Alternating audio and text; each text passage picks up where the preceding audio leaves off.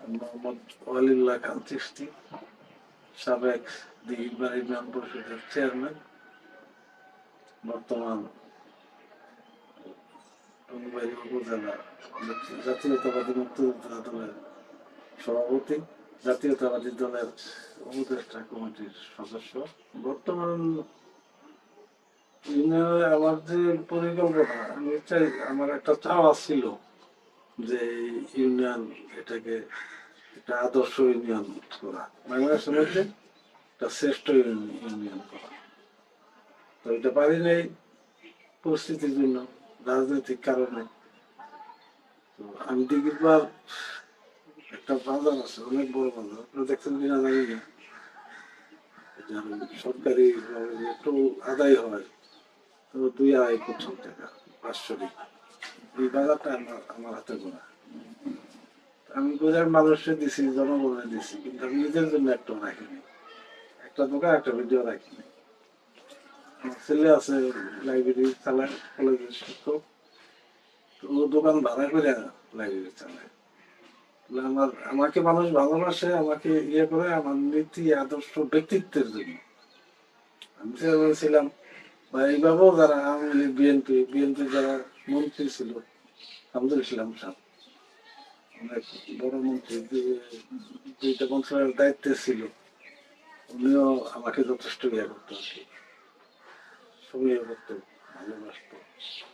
এলাকার জনগণ, হিন্দু মুসলমান সবাই আমাকে অনেক ভালোবাসে।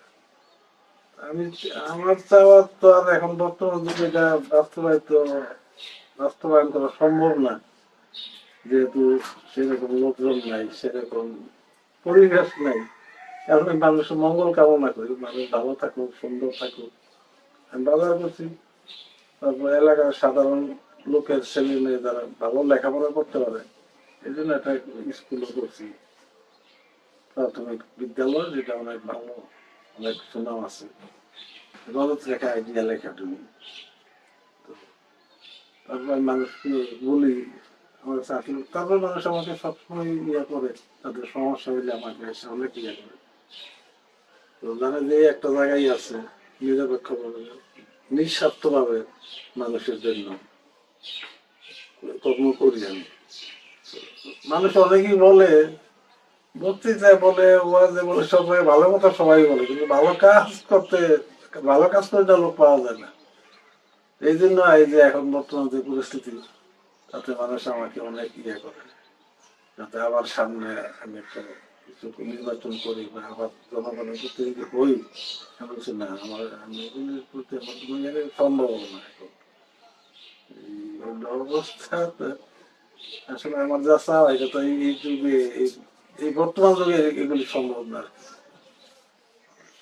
মানুষ মানুষের কল্যাণের চিন্তা করে, মানুষ মানুষের জন্য, মানুষের মানবতা না থাকলে, নীতি না থাকলে, আদর্শ না থাকলে তো কিসের মানুষ? এখন আমরা খবরে দেখবো যে অনেকেই অনেক কথা, যার যার যার যার অ্যাঙ্গেল থেকে সে কথা বলে, ভালো কথা বলে, কিন্তু ভালো কাজটা করে না, লোক পাওয়া যায় না। আমি যখন চেয়ারম্যানি করছি তখন আমি ইউনিভার্সিটি, তারপর আমি অনেক কথা বলতাম, আমার সবাই সমীহ করতো, কারণ আমার তো, আমি কোনো দোষ নাই, কোনো দুর্নীতি নাই। আমি গমের কাজ করলো, আমি কাজ হইলে যে বাকি গম থাকলে এটা ফেরত দেয়, তো তারা প্রশ্ন যে এরকম চেয়ারম্যান তার দেখি না। তো তারা আমাকে অনেক ভালোবাসতো। এখন বর্তমানে মানুষ, আমার এই পদের দরকার নেই। আমি অনেক সময় বলি আর কি, এই যে এখন বর্তমানে যারা আছে, মিজানুর হোসেন, আহ্বায়ক, আমাকে অনেক অনেক ভালোবাসে, অনেক সময় করে। আমি আমি গেলে, আমি থাকলে আমার না বসায়, চেয়ারে না বসায় সে বসে না।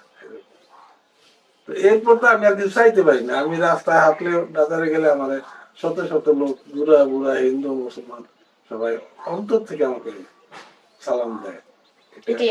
এটা অনেক, আমি এতগুলি পাওয়ার যোগ্যতা আমার নাই, তারপর মানুষ আমাকে ভালোবাসে। মানুষ হিসাবে, মানুষ রূপে তুমি জন্মগ্রহণ করছো, কিন্তু মানুষ জন্মগ্রহণ করলে মানুষ হয় না, মানুষ কর্মের মাধ্যমে হইতে হয়। আর অন্য যত কিছু আছে, জীব জানোয়ার, কীট পতঙ্গ, জন্ম হইয়া ওই বই হয়, কিন্তু মানুষ জন্ম হইয়া মানুষ হয় না, কর্মের মাধ্যমে মানুষ হয়। তো তুমি মানুষ হতে চেষ্টা করো, মানুষের কল্যাণে নিজেকে ব্যয় করো, নিজে সুন্দর হও, নিজে উন্নত হও, মানুষের মঙ্গল কামনা করো, এটা এই এলাকায় সবাই জানে যে পারলে একজন উপকার করে, আর ক্ষতির চিন্তা করে না। জি। যে দুবার দিতে আরো আমি ক্ষতির চিন্তা করি না।